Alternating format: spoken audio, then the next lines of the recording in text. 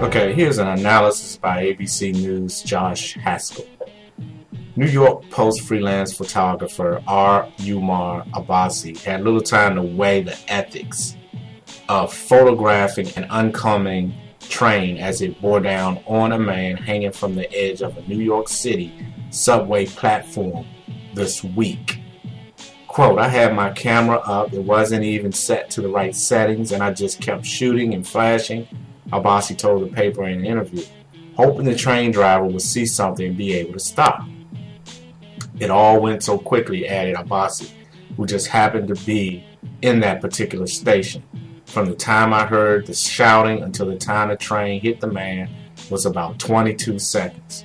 In the process, Abbasi set off a recurring debate that has raged since his image of 58-year-old Khe Suk Han, who died from his injuries, hit the cover of Tuesday's Post. When does a journalist ditch his or her press credentials to become a part of the story? Abbasi's decision to take the photo instead of coming to Han's aid has been roundly criticized, while others reserve their scorn for the New York Post for publishing the images in the first place. Abbasi says he didn't even look at the pictures after the incident and dropped the memory card at the newspaper Monday evening, leaving the photos in the hands of the editors. Post editors made their ethical judgment from the comfort of a newsroom, but Abbasi's split-second decision is the one with which journalists in the trenches seem to identify most.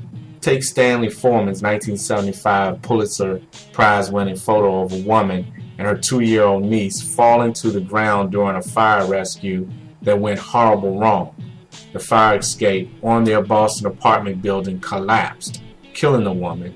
The child miraculously survived. The picture was published in the Boston Herald American and garnered similar reaction to Abbasi's New York photo. "If ever it came between saving a person and taking a picture," Forman told ABC News, "I would of course save the person. It's just not always that simple." Professor Elisa Solomon, who teaches ethics at Columbia University's Graduate School of Journalism in New York City, agrees with Forman that photographers in a position to help would help. "I don't think the New York Post photographer is uniquely culpable," Solomon said. "There were a lot of other people there, and he doesn't bear more responsibility than anyone else."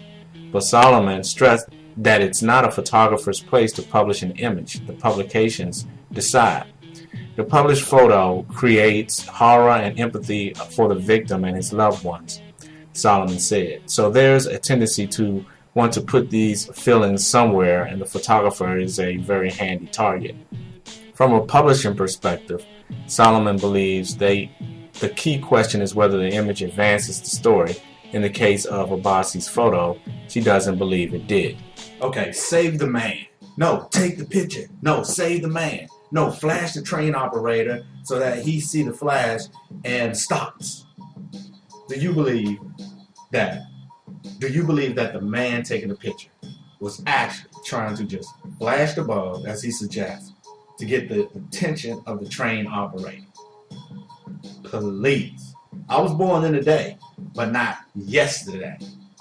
And Professor Solomon said, according to the article, that she did not believe the photographer was culpable, which means blameworthy, because there were other people there that did not do anything as well. But that's not why the photographer or anyone else is not culpable. They are not blameworthy because they did not have anything to do with how the man ended up on the track. However, it is pretty remarkable, despicable, and inhumane that the photographer, and apparently no one else, made any effort whatsoever to try and pull the man back onto the platform. This, my friends, in my opinion, is the key to this story. Thanks for watching. God bless. Peace.